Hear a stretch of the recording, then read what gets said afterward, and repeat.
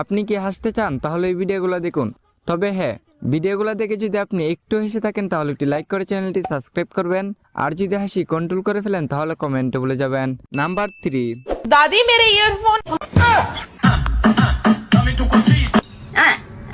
Dame daw na data. Number 2।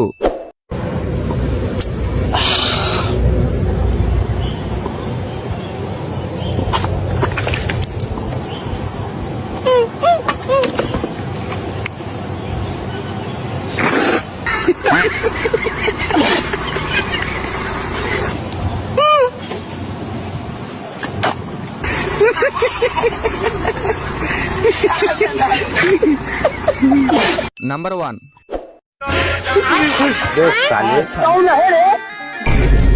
भाई चल गाँव में होली खेले। हम ना जाए, हमार तबीयत खराब बा। ठीक बा। हे भगवान तेरी लीला अपरंपार।